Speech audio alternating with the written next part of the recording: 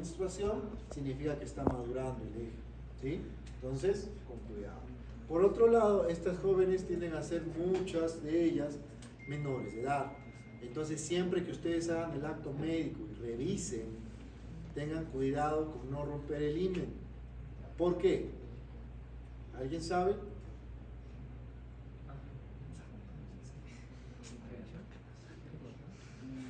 Porque si se rompe el himen durante el acto médico, eso se considera como agresión sexual. ¿Ok? Entonces tienen que tener mucho cuidado. Por eso también en estas señoritas que tienen amenorrea o que tienen sangrado uterino normal, se les hace solamente ultrasonido superficial, abdominal. ¿Sí? No se hace transvaginal, por esta misma situación. Y siempre que ustedes evalúen una mujer, siendo ustedes mujeres u hombres, tienen que tener a los familiares de la paciente y o algún equipo, parte de algún profesional de salud que esté por ahí, la enfermera, la obstetra, porque esa persona tiene que cerciorarse también lo que tú estás haciendo por A o B situación. ¿Ok? Ahora, chicos, nunca rompan un himen en el acto médico. Que se rían. Nunca rompan un himen en el acto médico, porque esa situación, no se acuerden, por favor, porque esa situación los va a llevar a muchos problemas. Son muchos problemas legales. ¿Okay? Se ríen porque se acuerdan. Ahora, la vascularización de todo el canal vaginal viene con la recepción de las ramas vaginales, ramas de las arterias uterinas, ramas de las ilíacas internas, ¿sí? Y finalmente también de la pudenda interna. Entonces tiene estas tres vascularizaciones: ramas vaginales, propias de las ilíacas internas, y la pudenda interna del útero, ¿verdad? El plexo venoso vaginal, que es este de aquí, ¿no? drena hacia las venas uterinas, y el plexo venoso vesical. Los linfáticos, como ya se les dijo, son los linfonodos ilíacos, sacros, inguinales superficiales. De ahí en adelante son ilíacos y aórticos. La inervación recibe fibras del plexo uterovaginal y de los nervios pudendos internos. ¿Quién sabe qué es una episiotomía? A ver. Es cuando a la embarazada, a la gestante, necesitan cortarlo. Este corte se va a hacer diagonal y en la comisura posterior de los labios menores. Sucede que tú tienes que cortar 45 grados lateral en casos en los cuales el bebé no pueda salir del canal de parto, ¿sí? Porque en ese camino el bebé se estresa, puede haber una complicación. Entonces tú haces una episiotomía a modo de abrir un canal más grande. Y si pones mucha más presión sin hacer la episiotomía, corres el riesgo de un desgarro. Y tratar un desgarro es mucho más complejo que tratar una episiotomía. Porque la episiotomía es el corte limpio. El desgarro es irregular, es por acá, es horrible. ¿Ok? ¿Tienes riesgo de dañar el nervio pudendo? Sí. Por eso lo haces 45 grados lateral. ¿Ok? Esencial, al inicio se hacía de la porción inferior hacia la línea media, pero se corría mucho el riesgo de ocasionar una fístula, ¿verdad? Hacia el ano, 1, y 2, que era mucho más difícil de reparar, siéndose que estaban destruyendo la mitad de lo que es los triángulos perineales. La función, pues, es la vía de salida de la menstruación, forma parte del canal de parto y es el órgano del copo. Ahora, el diámetro obstétrico, el conjugado obstétrico por medio del tacto vaginal, esto es lo que ustedes tienen que acordarse toda su vida, porque toda su vida lo van a hacer. ¿Ok? No, y entonces, usualmente lo que tú haces es bloqueas el nervio pudendo interno y otros para la episiotomía. Finalmente cortas los músculos bulovestibulares y transversos perineales superficiales. Y ya está, que salga el bebé. El útero, ¿sí?, se ubica en la cavidad pélvica entre la vagina hacia anterior, el recto hacia posterior y vagina hacia interior, vejiga hacia anterior. ¿Sí? Mide 7.5 centímetros de largo, 5 de ancho y 2.5 de espesor.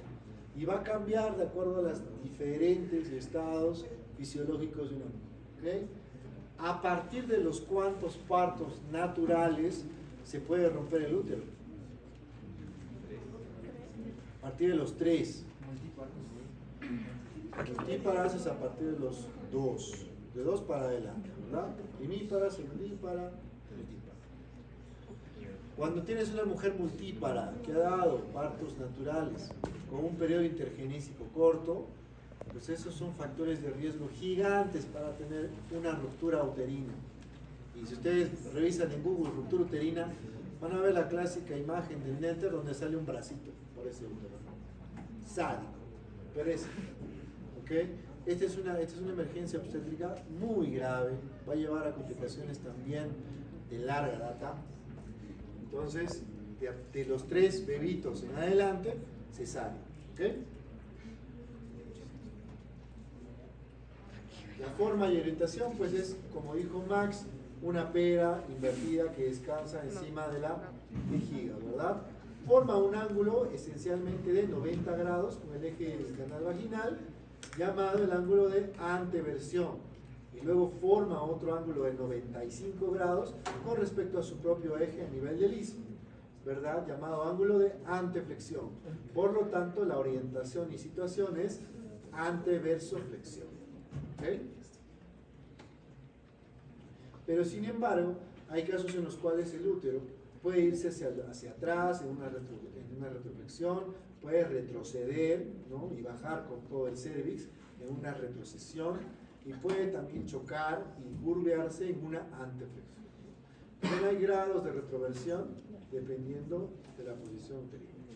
Las divisiones, ya saben, tienen fondo, que es la porción más ocular, delante de los orificios tubáricos, el cuerpo, que es la porción de mayor extensión que muestra 2 caras y 2 bordes, y finalmente la porción de la cara anterior-inferior, que es o la cara vesical, que se relaciona con el saco peritoneal vesicuterino. Cuando tú lo partes a la mitad, tienes 4 porciones: fondo, cuerpo, istmo y cervix. Por otro lado, la cara posterior superior se relaciona con el fondo del saco de Douglas, ¿verdad?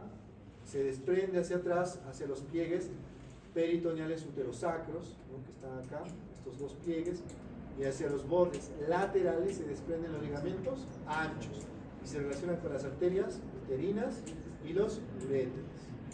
El istmo, que está más al fondo, es una porción estrecha que mide 1 centímetro de largo. Por otro lado, el cérvix o el cuello tiene 2 porciones, una porción supravaginal y otra porción intravaginal, ¿no? La porción supravaginal está relacionada con el tejido conectivo laxo y la vejiga, y por atrás, por el fondo del saco útero-rectal.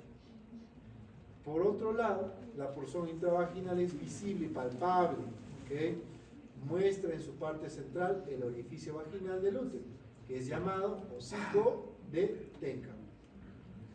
La cavidad uterina es amplia, es como un triángulo, un cono, con la base hacia la cúpula, y es estrecha hacia el istmo. Las paredes anterior y posterior hacen contacto una con otra, está colapsado, ¿no? En el cérvix se observan estos pliegues, que son los pliegues palmeados, que se ramifican superior y lateral. ¿Okay? Aquí se ven todos los fondos. Los medios de fijación, sí. Esencialmente, el primer medio de fijación del útero es la vagina. ¿Ok? Con otros, el recto, también, la vejiga, el diafragma pélvico, la pelvis ósea. Y van a participar también las flexiones peritoneales. Otros medios de fijación son los ligamentos anchos, ¿verdad? Que van desde los bordes laterales del útero a las paredes laterales de la pelvis. Y también se les llama mesometrios. En su hoja posterior se van a unir de cada lado a lo que vendrían a ser los mesoovarios, ¿verdad? Y en su borde superior se va a hallar al mesosalpinx, que es este de aquí. Contiene tejido conectivo laxo y músculo liso en el caso de los parametrios, la trompa uterina y el ligamento útero-ovárico, que es este de acá. El ligamento útero-ovárico. También tenemos al ligamento redondo, los vasos uterinos que están ingresando aquí, ¿sí? El plexo útero-vaginal y finalmente los uretres. Los ligamentos redondos que se inician antes de la terminación de la trompa uterina de cada lado, va a cruzar lo que es la arteria umbilical, los vasos ilíacos externos, como se puede ver ahí, ¿no? De cada lado, y entran al ducto inguinal. Los acompaña la arteria del ligamento redondo, rama de la uterina, el nervio inguinal y el llamado ducto de núcleo o resto vaginal. Los ligamentos cervicales, laterales o cardinales de Mach, ¿okay? Se extienden desde lo que es el cervix y la vagina hasta la hoja superior del diafragma pélvico, que es este de acá. Se extiende en toda esta porción, el ligamento de Mach, ¿okay? Se ubica superior al mismo y lo que es al uréter. Luego están los ligamentos uterosacros o pliegues rectouterinos que van del útero al sacro. La vascularización pues es de las arterias uterinas que van a emitir hacia anterior y posterior las arcuatas y finalmente de ahí van a nacer las radiales o musculares que van a terminar hacia el interior de la mucosa como arterias helicoidales. Por otro lado, las venas es el sitio inverso. De las venas uterinas van a terminar en las venas ilíacas correspondientes. Los linfáticos a este nivel son solo los lumbares y los aórticos. En algunos casos se va a contar lo que viene a ser también las porciones ilíacas. Ya no se habla de sangre. La inervación va a recibir plexos, del plexo uterovaginal, que va a recibir ¿qué cosa? Fibras autónomas simpáticas vasoconstrictoras y también constrictoras del músculo liso, que van desde T1 a T11, perdón, a L1 y del cervix a S2 a S4. La musculatura lisa del útero va a responder a la hormona oxitocina. Las funciones del útero son dos esencialmente: hacer bebés y enfermarse, porque de ahí el útero en esencial no contribuye a nada más. Las trompas uterinas se forman a partir de los ductos paramesométricos de Müller. No recuerda que todo empieza como gónadas indiferenciadas, ¿verdad? Estas trompas son ductos que se han extendidos entre el ovario de cada lado hacia el útero, ¿no? Entre las dos hojas de lo que es el borde superior del ligamento ancho. Miden 10 centímetros de largo por 1 a 3 centímetros de diámetro en la lucidez. Y tiene 4 divisiones. La división inicial, que es esta malla, como ven aquí, con varias fibras, es el infundíbulo, que es un cono con un orificio abdominal de 3 milímetros, que va a estar rodeado por todas estas proyecciones o fimbres, de las cuales la fimbria ovárica es la más larga, ¿sí? Luego tenemos la ampolla, o la porción ampular, que se extiende por los 2 tercios externos, es el sitio donde se fecunda. Luego se hace más pequeño y se vuelve el istmo, y finalmente entra a la porción intramural de 1 milímetro, ¿no? Infundíbulo, ámpula, istmo y intramural. Esta es la imagen real de los órganos genitales femeninos in situ, ¿no? Vemos cómo es este arqueamiento de las trompas uterinas. Y aquí se ve cómo está dispuesta las fibras ováricas, ¿no? Y cuando tú les llenas de agua y las dejas flotar, vemos como todas estas fibras funcionan de manera descubierta para captar los óvulos, ¿no? Vascularización, pues, todas son ramas tubáricas de las arterias ováricas, ¿sí? Y también ramas ováricas, pero de las arterias uterinas. Las venas drenan a las venas ováricas y a las venas uterinas por el ovario. Los linfáticos son aórticos y lumbales. Inervación, la fibra simpático-vasomotora y de dolor y de distensión se va a dar por también el plexo hipogástrico inferior, T11 y L1. Y las aferentes viscerales para contracción, esplácnico-pelviares. La función, pues, es el sitio donde ocurre la fecundación, ¿no? En la ampolla. Recuerden que los ovarios se relacionan con 3 formaciones ligamentosas dependientes del tabernaculum testis, ¿no? Porque al inicio todo empieza como una posición inicial indiferenciada, ¿no?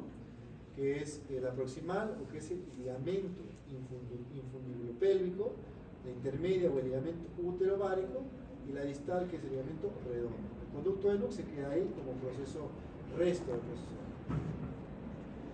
El desarrollo inicial es indiferenciado, ¿no? En la situación estamos que estos óvulos están a la altura de las espinas ilíacas anterosuperiores, ¿sí? En una cavidad que es la fosa ovárica de Krause, ubicada entre la arteria umbilical hacia anterior, el uréter y la arteria ilíaca interna hacia posterior. ¿Okay? Mide de 2.5 a 4 centímetros de longitud y tiene un peso de 7 gramos el útero. Su tamaño disminuye a la sensibilidad postmenopáusica, ¿no? Acá lo vemos descansando en la cavidad de Krause. Aquí se ve cómo utilizan estos mesovarios, el ligamento ovárico, ¿no?